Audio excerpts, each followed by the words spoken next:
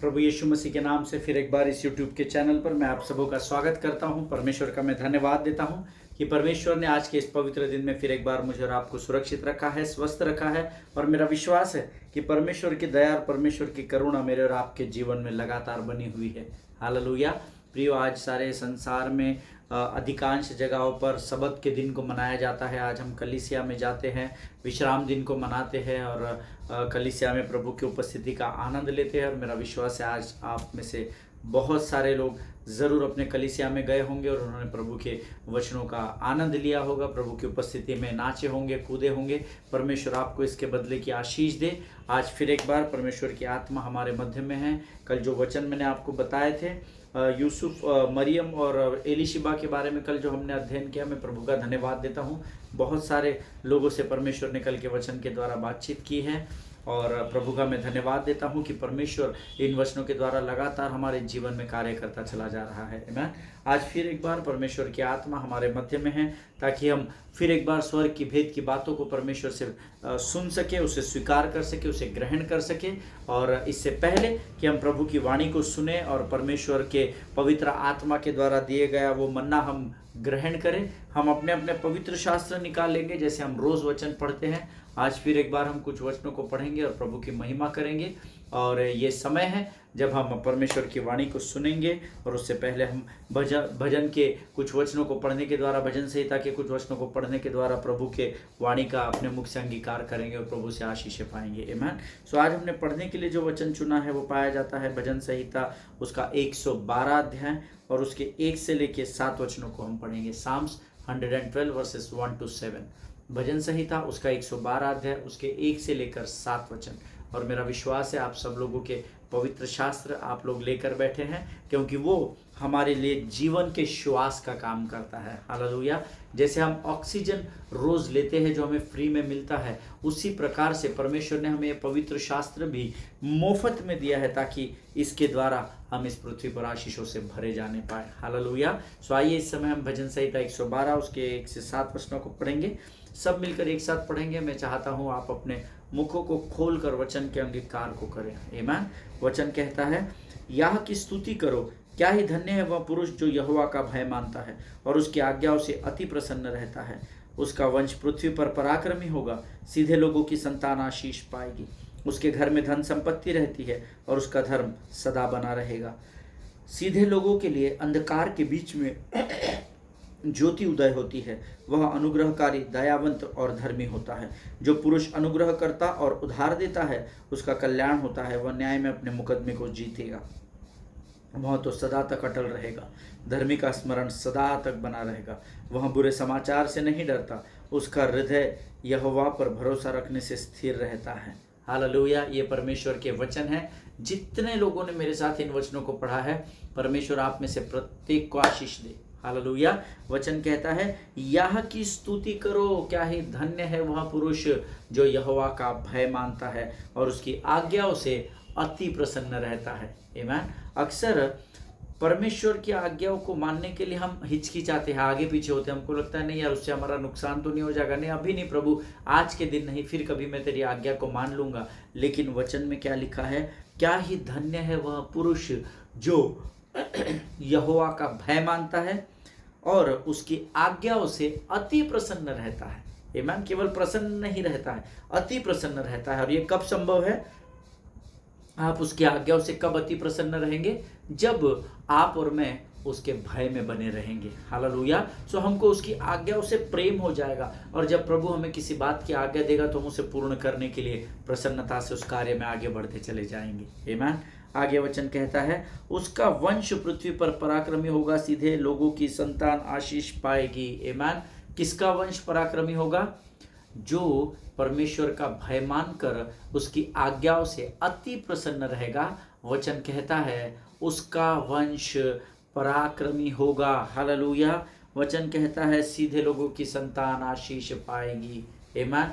अगर आप प्रभु के भय में चलेंगे, अगर आप प्रभु के आज्ञाओं में चलेंगे तो वचन कहता है कि आपका वंश आशीषों में बढ़ता चला जाएगा। और केवल आने वाली पीढ़ी नहीं पर पीढ़ी दर पीढ़ी आपके परमेश्वर के भय में रहने और उसकी आज्ञाओं का पालन करने के कारण आपके पीढ़ी दर पीढ़ी को परमेश्वर पराक्रम और सामर्थ्य से भरता चला जाएगा। हालेलुया। आगे वचन कहता है, सीधे लोगों के लिए अंधकार के बीच में ज्योति उदय होती है, वह अनुग्रहकारी, दयावंत और धर्मी होता है। आमीन। मुझे वचन बड़ा अच्छा लगता है। सीधे लोगों के लिए अंधकार के बीच में ज्योति उदय होती है। हालेलुया। फॉर एग्जाम्पल, अगर आप मन के सीधे हैं, परमेश्वर के भय में रहते हैं, परमेश्वर के भय में बढ़ रहे हैं, तो आप किसी भी ऐसे परिस्थिति में अगर फंस जाते हैं जहां पर चारों ओर अंधकार ही अंधकार है, आप किसी भी ऐसी परिस्थिति में फंस जाते हैं जहां पर परमेश्वर, आपको ऐसा लगता है कि अब मेरा सब कुछ समाप्त हो गया है, वचन कहता है सीधे लोगों के लिए अंधकार के बीच में परमेश्वर ज्योति बनकर उदय होता है। हालेलुया। परमेश्वर के लिए कोई भी बात असंभव नहीं है प्रियो। जब आप सिधाई से, खराई से परमेश्वर के वचन के साथ चलते हैं, तो भले ही तू अंधकार की घोर तराइयों से भी होकर चले, तो हानि से नहीं डरना, ऐसा प्रभु ने कहा है। हालेलुया। और ये हम सबों के साथ होगा जो परमेश्वर के भय में चलेंगे। अगर आप किसी ऐसे स्थान में विकट परिस्थिति में फंस भी जाएंगे और अगर आपको चारों ओर अंधकार ही दिखाई देगा, तो परमेश्वर ऐसे समय में उस अंधकार में आपके लिए ज्योति बनकर सामर्थ को लेकर आएगा। हालेलुया। आमीन। आगे वचन कहता है, वह अनुग्रहकारी, दयावंत और धर्मी होता है। आमीन। परमेश्वर अनुग्रहकारी है, वो विलंब से क्रोध करने वाला है, वो हम पर तरस खाने वाला, दया करने वाला है। हम इन सारी बातों को जानते हैं। आमीन। और परमेश्वर का वचन कहता है, जो उसके भय में रहते हैं और उसकी आज्ञा से अति प्रसन्न होते हैं, परमेश्वर उन पर अपनी कृपा को दिन प्रतिदिन बढ़ाता चला जाता है। हालेलुया। आगे वचन कहता है, जो पुरुष अनुग्रह करता और उधार देता है उसका कल्याण होता है। हालेलुया।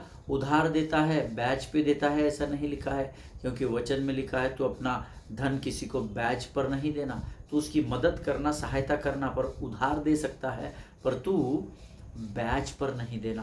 आमीन। जो पुरुष अनुग्रह करता और उधार देता है उसका कल्याण होता है, वह न्याय में अपने मुकदमे को जीतेगा। ये परमेश्वर का वचन है। जब आप किसी की सहायता करते हैं, किसी की मदद करते हैं, देखिए आपके पास होगा तो आप मदद करेंगे, अगर होगा और नहीं करेंगे और बहाने करेंगे तो मुझे पता नहीं परमेश्वर क्या न्याय करेगा।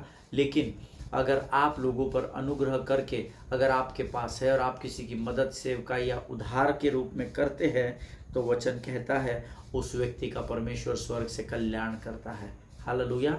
Always be like this, you know, even if you have little, अगर आपके पास थोड़ा भी है ना, फिर भी हर्ष से देने वाले से परमेश्वर प्रसन्न होता है, हम सब जानते हैं। हालेलुया। सिकुड़ कर, मुंह बनाकर, कुड़कुड़ाहट के साथ, चार गाली सुनाते हुए किसी की मदद ना करे। आमीन। क्योंकि जो अनुग्रह करता है और उधार देता है उसका कल्याण होता है, ऐसा वचन में लिखा है। आमीन। आगे वचन कहता है, वह न्याय में अपने मुकदमे को जीतेगा। हालेलुया। जब आप किसी गंभीर परिस्थिति में फंस जाएंगे, जब शत्रु लोगों के द्वारा आपके विरोध में मुख को खोलेगा, जब लोग आपको फंसाने की कोशिश करेंगे, आपके विरोध में खड़े होने की कोशिश करेंगे, परमेश्वर कहता है उस समय उस न्याय के मुकदमे में आप जरूर जीतोगे। क्यों जीतोगे? क्योंकि आपने लोगों की विकट समय में उनके ऊपर अनुग्रह किया और उन्हें उधार दिया। हालेलुया। आगे वचन कहता है, वह तो सदा तक अटल रहेगा। जो दूसरों की सहायता करेगा वो सदा तक अटल रहेगा, ऐसा वचन में लिखा है। और धर्मी का स्मरण सदा तक बना रहेगा और संसार उसे पीढ़ी दर पीढ़ी स्मरण करता चला जाएगा। हालेलुया। आपको ऐसा लगता है नहीं हमने क्या झंडे गाड़ लिए, हमको भला कौन कैसे स्मरण करेगा? नहीं, आप दूसरों पर अनुग्रह करते जाइए, दूसरों की मदद करते जाइए, और मैं आपको गारंटी देता हूँ परमेश्वर आपकी महिमा को इस पृथ्वी पर जरूर प्रकट करेगा। हालेलुया। वचन कहता है, वह बुरे समाचार से नहीं डरता, उसका हृदय यहोवा पर भरोसा रखने से स्थिर होता है। हालेलुया। किसका हृदय यहोवा पर भरोसा रखने से स्थिर होता है? कौन बुरे समाचार से नहीं डरता है? वो जो यहोवा का भय मानता है और उसकी आज्ञाओं से अति प्रसन्न रहता है। हालेलुया। वचन उसके बारे में कहता है, जब उसके जीवन में कोई बुरा समाचार आता है तो हड़बड़ाता नहीं है, विचलित नहीं होता, डरता नहीं है। क्यों? क्योंकि वो पहले से ही यहोवा के भय में है। तो अब यहोवा के भय में तो और किसके भय में रहेगा वो? आमीन। और वचन कहता है उसका हृदय यहोवा पर भरोसा रखने से स्थिर रहता है। हालेलुया। और जिसका मैं आंखें अपनी पर्वत की ओर उठाऊंगा, मुझको है पता सहायता वहीं से पाऊंगा। मैं आंखें अपनी पर्वत की ओर उठाऊंगा। आमीन। वचन कहता है प्रियो, जब हमारा हृदय यहोवा पर स्थिर होता है, जब हमारी आंखें यहोवा पर लगी होती है, जब हमारी आंखें उस पर्वत पर लगी होती है, परमेश्वर हमारी स्थिरता को जानता है और वो जांचता है और उसके अनुसार वो हमें आशीष देता है। हालेलुया। इसीलिए जब बुरा समाचार आता है और उस बुरे समाचार को सुनने के बाद भी जब हमारी आंखें उस समाचार की ओर नहीं परंतु यहोवा पर टिकी रहती है, तब स्वर्ग हमारे लिए आशीष बरसाता है। हालेलुया। ये वचन जो हमने पढ़े हैं प्रियो, ये अद्भुत वचन है। परमेश्वर जब भी हमसे इस पवित्र शास्त्र से बातचीत करता है तो जान लीजिए कि वो आपसे प्रेम करता है, इसलिए आपसे बातचीत करता है। हालेलुया। जब जिसको हम पसंद नहीं करते, हम उससे बात भी करना पसंद नहीं करते, लेकिन परमेश्वर दिन प्रतिदिन हमारे मध्य में आता है। दिन प्रतिदिन क्या उससे भी सिर्फ हमारे ही सुधि लेनी है कि नहीं, उसके ऊपर सारे संसार की जिम्मेदारी है, लेकिन उसके बावजूद भी हर दिन वो हमारे मध्य में उतर कर आता है। जानते हैं क्यों? क्योंकि वो आपसे प्रेम करता है और वो चाहता है कि आप भी उसके वचनों में अपने समय को दे, जिसके द्वारा आप भी उससे प्रेम कर सके। हालेलुया। परमेश्वर इन वचनों के द्वारा आपको आशीष दे। आइए एक बार फिर आज हम अपने आप को परमेश्वर को समर्पण करेंगे और प्रभु की आत्मा की सामर्थ्य के द्वारा हम वचनों को सीखेंगे। आइए हम प्रार्थना करें। धन्य यीशु नाम, धन्य यीशु नाम, धन्य यीशु नाम। Thank you Jesus. आइए प्रियो, कुछ समय के लिए हम प्रभु को धन्यवाद दें और प्रभु के उन उपकारों को स्मरण करें जो उसने हमारे जीवन में किए हैं। आइए हम प्रभु की महिमा करें। Thank you Lord, thank you Jesus. धन्य तेरा नाम राजा, धन्य तेरा नाम, तेरे तुल्य और कोई नहीं प्रभु। रे बादशाह खानदारा बासीरी अंदाला बिरे। Thank you Jesus. धन्यवाद यीशु, धन्यवाद यीशु। आकाश और पृथ्वी को अपने शब्द मात्र से स्थिर करने वाले महान और जीवित परमेश्वर, तेरा वचन कहता है धन्य है वह मनुष्य जो तेरा भय मानता है प्रभु जी। धन्य है वो मनुष्य जो तेरी आज्ञाओं से अति प्रसन्न रहता है राजा। प्रभु हमें ऐसा हृदय दे कि हम तेरी आज्ञाओं का पालन करके प्रसन्नता में अपने जीवन को बिता सके। प्रभु हमें तेरे भय में रहना सिखा। आज के इस पवित्र और सुंदर समय में प्रभु, जब दिन भर तू हमारे साथ रहा राजा, हम अपने शरीर, प्राण, आत्मा और बुद्धि को इस समय भी तुझे समर्पित करते हैं। जितनों की प्रार्थना की विनतियाँ हमारे पास है राजा, उनमें से हर एक को स्पर्श कर और आशीषित कर परमेश्वर। Thank you Jesus. और प्रभु हम प्रार्थना करते हैं उन तमाम लोगों के लिए राजा जिन्होंने आज हमें अपनी प्रार्थनाओं में स्मरण किया है राजा। हम उनके भी स्मरण करते प्रभु जिनकी प्रार्थना की विनतियाँ हमारे पास है राजा। उनमें से हर एक को नाम बनाम आशीष दे राजा, उनको स्पर्श कर, उन्हें चंगाई दे राजा। फिजिकल, फाइनेंशियल, मेंटल, स्पिरिचुअल जीवन के किसी भी क्षेत्र में जहाँ पर वे कमज़ोर पड़ रहे राजा, तूने अपनी सामर्थ और बल से भरकर तैयार कर, ताकि प्रभु वे फिर एक बार अपने परिस्थितियों के बिछौने से उठकर बाहर आ सके और तेरी स्तुति और प्रशंसा में तल्लीन हो सके राजा। प्रभु इस समय जब तेरी आत्मा हमसे बातचीत करती है, हमारे मनों को तैयार कर राजा, ताकि तेरी वाणी हमारे जीवन को बदल सके परमेश्वर पिता। प्रभु जी इस समय हम अपने शरीर, प्राण, आत्मा और बुद्धि को तुझे समर्पित करते हैं, अपना सब कुछ तुझे सौंपते हैं राजा। और हम विनती करते हैं जब तू हमसे बातचीत करे राजा, हमें डिस्ट्रैक्ट करने वाली, हमारे मन को भटकाने, बरगलाने और विचलित करने वाली शत्रु की हर एक ताकत को हम यीशु नासरी के नाम से अपने पाँव के नीचे कुचल डालते हैं परमेश्वर पिता। और हम तुझसे विनती करते हैं राजा कि हम तेरी वाणी को समझ सके, ऐसी स्वर्गीय बुद्धि और समझ से भरकर तैयार कर।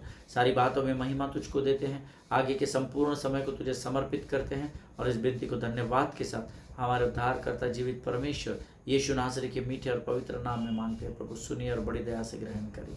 आमीन, आमीन, हालेलुया। फिर एक बार इस यूट्यूब के चैनल पर आप सबों का मैं स्वागत करता हूँ। कल हम मरियम और हम एलिशिबा के बारे में बहुत कुछ सीखे। मैं प्रभु का धन्यवाद देता हूँ इन वचनों के द्वारा। परमेश्वर ने कई लोगों से कल बातचीत की।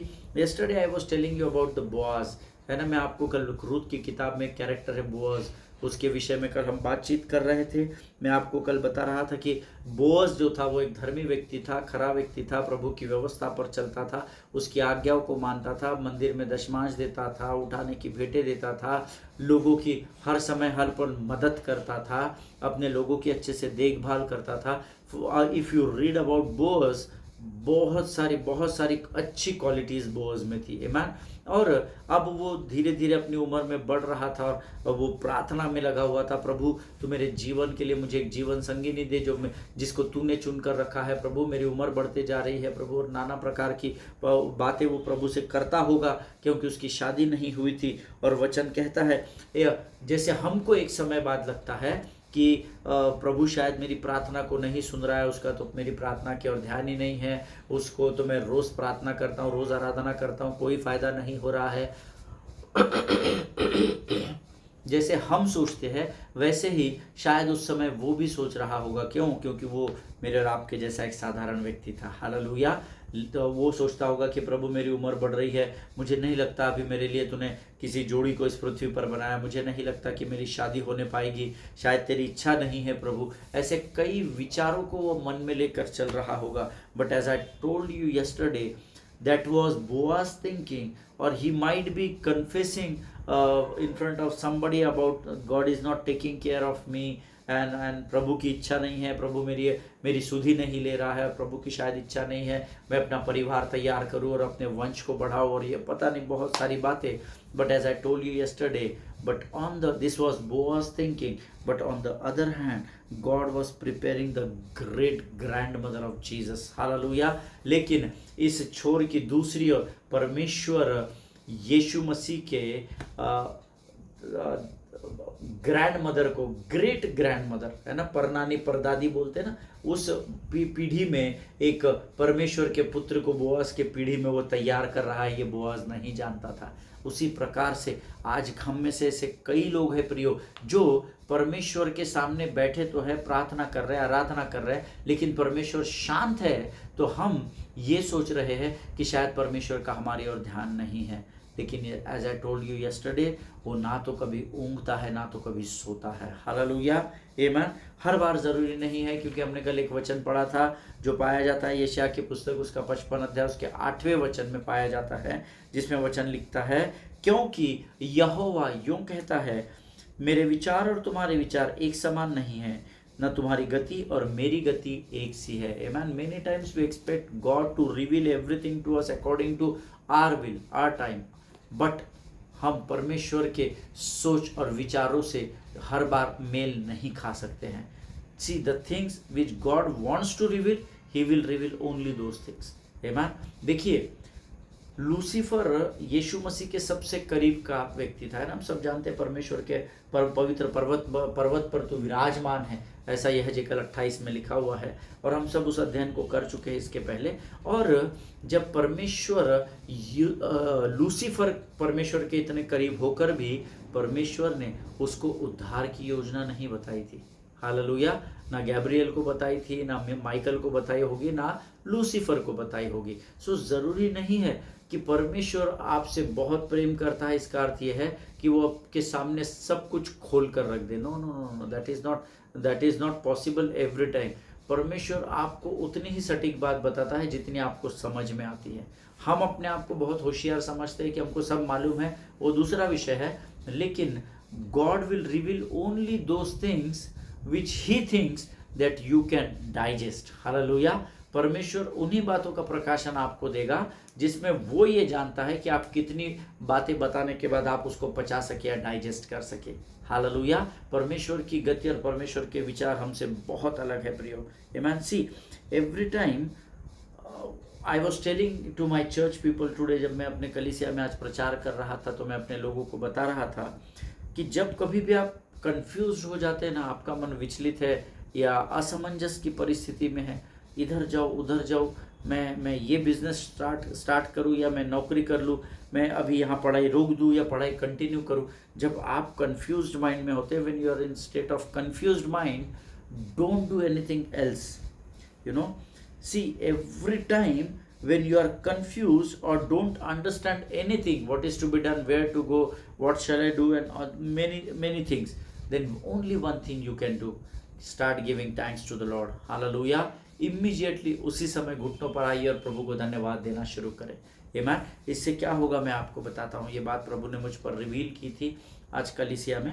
जब आप असमंजस की परिस्थिति में होते हैं या आपको कुछ समझ नहीं आ रहा है, कुछ सूझ नहीं रहा है, तो आप गलत कदमों को अक्सर उठा लेते हैं। लेकिन मैं आज आपको एनकरेज करना चाहता हूं, अगर आपके जीवन में ऐसी परिस्थिति आई है कि आप किसी बात पर निर्णय न ले सके, तो आप घुटनों पर आइए, एकांत में जाइए और परमेश्वर को धन्यवाद देना शुरू करें। प्रभु, मैं जानता हूं मैं बहुत विकट परिस्थिति में हूं, मैं इस परिस्थिति का सामना करने की सामर्थ्य मुझ में नहीं है राजा, फिर भी मैं इस परिस्थिति में तेरा धन्यवाद देता हूं पिता, क्योंकि तू मेरे लिए मार्गों को सरल कर रहा है। प्रभु जी, मैं तेरा धन्यवाद देता हूं परमेश्वर पिता, क्योंकि तू मेरे लिए युद्ध लड़ रहा है। मैं तेरा धन्यवाद देता हूं प्रभु, क्योंकि तेरा वचन कहता है कि यहोवा तुम्हारे साथ है तो तुम्हारा विरोधी कौन हो सकता है। Just start giving thanks to the Lord. उस असमंजस की परिस्थिति में ज्यादा दिमाग पर जोर नहीं डालना। जैसे पवित्र शास्त्र के कई लोगों ने, कैरेक्टर्स ने किया है, वैसे ही आपको और मुझे भी करना है। हमें असमंजस की परिस्थिति में यहोवा का धन्यवाद करना है। Thank you Jesus, thank you Jesus, thank you Jesus. बस आप धन्यवाद देते चले जाइए। वो मैं आपको क्यों बता रहा हूं, क्योंकि जब आप किसी विषय पर असमंजस की परिस्थिति में होते हैं, उस पर बहुत अधिक सोचते हैं, अरे मेरे भाई के घर में भी क्या चल रहा होगा, उसकी पत्नी के उसके साथ मनमुटाव हो गया, मेरी बहन के घर में मनमुटाव हो गया, अब वो मुझे फ़ोन नहीं आ रहा है, मुझे ये नहीं हो रहा है, मुझे वो नहीं हो रहा है, मैं जाकर देखूँ क्या, मैं क्या करूँ क्या नहीं करूँ, पड़ोसी को फ़ोन। जब आप असमंजस में होते हो तब आप उस कंफ्यूज स्टेट ऑफ माइंड में कमज़ोर होते हो, इस बात को याद रखिएगा। और शत्रु उस समय शक्तिशाली हो जाता है आपके सामने। क्यों? क्योंकि जब आप कमज़ोर तो आपका विरोधी ऑटोमेटिकली सामर्थ्य से भर जाएगा। हालेलुया। इसीलिए वो आपको कमज़ोर करने के लिए यहाँ पर कंफ्यूजन कर देता है, आपको विचलित कर देता है। और आपको जब उसको सूझ नहीं रहा है, आप जब कमज़ोरी की ओर बढ़ रहे हैं, घुटनों पर आइए और सीधा धन्यवाद देना शुरू करें। Thank you Jesus, thank you Jesus. Give thanks to the grateful give thanks with a grateful heart. आमीन। अपने हृदय से प्रभु को धन्यवाद देना शुरू करो। धन्यवाद, धन्यवाद, धन्यवाद, धन्यवाद। जितना आप धन्यवाद देना शुरू करेंगे, शत्रु की योजनाएं उतनी धराशायी होती चली जाएगी। और एक समय आएगा धन्यवाद देते समय जब आपका विचलित मन फिर एक बार स्थिर होगा और फिर आपकी आंखें पर्वत की ओर आप लगा सकेंगे। Hallelujah. Always, always, always remember, when you are confused, when you are not getting anything, if you don't understand anything, stop everything, leave everything and start giving thanks to the Lord. Amen. Immediately प्रभु को धन्यवाद देना शुरू करें and know that God is doing something great in your life. He is preparing a table in front of your enemy. Amen. हमने पिछले दिनों सीखा था भजन संहिता 23:5। Amen. जब आप कंफ्यूजन की स्थिति में होते हैं तो शत्रु आपको और कंफ्यूज करता है और कंफ्यूज करता है, लेकिन आप कंफ्यूज नहीं होना। कंफ्यूजन की स्थिति में धन्यवाद को देना शुरू करना। प्रभु धन्यवाद, तूने मार्गों को खोल दिया है। प्रभु धन्यवाद, तूने मेरी चिंताओं को अपने ऊपर ले। प्रभु धन्यवाद, तूने मेरा बोझ अपने ऊपर ले। जब आप ये करते चले जाएंगे तब आप इस बात को स्मरण रखिए कि आपके इस धन्यवाद के समय में परमेश्वर शत्रु के सामने आपके मेज को तैयार करने में व्यस्त होता है। हालेलुया। ईमान। जिनके सुनने के कान हो वो सुन ले कि प्रभु का आत्मा क्या कहना चाहता है। मुझे एक बात स्मरण आई। बहुत साल पहले मैं परमेश्वर से एक 4 व्हीलर के लिए प्रार्थना कर रहा था। बहुत वर्ष हो गए इस बात को, और प्रभु से कह रहा था कि तू मुझे तेरी सेवकाई करने के लिए एक अच्छी गाड़ी दे प्रभु, ताकि उसमें मैं तेरी सेवकाई कर सकूं अपने लोगों के साथ मिलकर। प्रभु तू जिस स्थान पर मुझे लेकर जाएगा मैं वहां जाकर अपनी गाड़ी से तेरी सेवकाई करूंगा। और मैं इस प्रार्थना को तकरीबन लगातार 1 साल करता रहा। But God was so silent. वो टोटल साइलेंस जोन में था। आमीन। वो टोटल शांत था। हाँ नहीं, देखता हूँ, करता हूँ, मैं तुझे कर दूंगा, मैं तेरा परमेश्वर हूँ, मैं तेरी हर आशय प्रार्थना का उत्तर। No talk at all. God was completely silent in that 1 year time. आमीन। लेकिन परमेश्वर एकदम शांत थे, तो मुझे ऐसा लगा कि शायद प्रभु की इच्छा नहीं है या मेरा अभी समय नहीं आया है। जो धर्मी व्यक्ति होता है वो बड़ा फिलोसॉफिकल आंसर देता है या बड़ा सावध होकर उत्तर देता है। और मैंने भी लोगों को ऐसा ही बोलना शुरू किया कि शायद मैं अभी तैयार नहीं हूँ 4 व्हीलर चलाने के लिए या 4 व्हीलर हैंडल करने के लिए या उसके खर्चे उठाने के लिए, शायद मैं मेंटेन करने के लिए मैं उस योग्य नहीं हूँ। लेकिन कहीं ना कहीं मेरी हृदय में परमेश्वर की एक धीमी आवाज़ आ रही थी, तू धन्यवाद दे, तू धन्यवाद दे, तू धन्यवाद दे। Throughout this 1 year, God was silent, and suddenly one day God spoke to my spirit, give thanks to the Lord. Amen. Amit, तू परमेश्वर को धन्यवाद दे हर परिस्थिति। अरे क्या प्रभु, वर्ष भर से मैं प्रार्थना कर रहा हूँ, तू मेरी सुन भी नहीं रहा है, तू कुछ बोल भी नहीं रहा है, तेरी वाणी भी सुनाई नहीं दे रही है, but I was getting only one voice, keep thanking the Lord, keep thanking the Lord, keep thanking the Lord. और मैं लगातार उसके बाद उस बारीक सी छोटी सी आवाज़ को जब मैंने सुना, मेरे हृदय के अंदर से वो आवाज़ निकली थी और मैंने प्रभु का लगातार लगातार लगातार लगातार धन्यवाद देना शुरू कर दिया। और परमेश्वर ने मेरे सोच से, मेरे विनती से, मेरे विचारों से ऊपर जाकर कुछ समय के बाद मुझे एक बहुत ही अच्छी गाड़ी से आशीषित किया। हालेलुया, आमीन। प्रियो, जब परमेश्वर शांत होता है, इसका मतलब ये नहीं कि उसका ध्यान आपकी ओर नहीं है, परंतु उसका मतलब ये है कि परमेश्वर आपके लिए बड़ी आशीष को तैयार कर रहा है। हालेलुया। सो हम जिस विषय पर अध्ययन कर रहे हैं, हमारा विषय है when God silence brings success. Hallelujah. परमेश्वर की शांति हमारे जीवन में उन्नति को लेकर आती है। उस 1 वर्ष तक मैं जब लगातार प्रार्थना कर रहा था, प्रभु शांत था, मुझे कुछ भी सुनाई नहीं आया, but I started thanking the Lord. You know, I continuously I was thanking the Lord. Thank you Jesus, तूने मेरे लिए गाड़ी का प्रयोजन किया था। धन्यवाद यीशु, तू मेरे लिए मार्गों को तैयार कर रहा है ताकि इस गाड़ी का इस्तेमाल मैं तेरी सेवकाई के लिए अलग अलग क्षेत्रों में जाकर कर सकूं। एंड मैं धन्यवाद देता रहा। प्रभु ने अपने सटीक समय में एक गाड़ी देकर मुझे आशीषित किया। हालेलुया। So never take God silence being granted. You know, कभी भी परमेश्वर के चुप्पी को हल्के में नहीं लेना। अगर परमेश्वर आपके परिस्थितियों में शांत है, इसका अर्थ है परमेश्वर आपके लिए बड़ी आशीष को लेकर आ रहा है। हालेलुया। आज हम यहाँ समाप्त करेंगे, कल हम इसके आगे की वाणी में जाएंगे।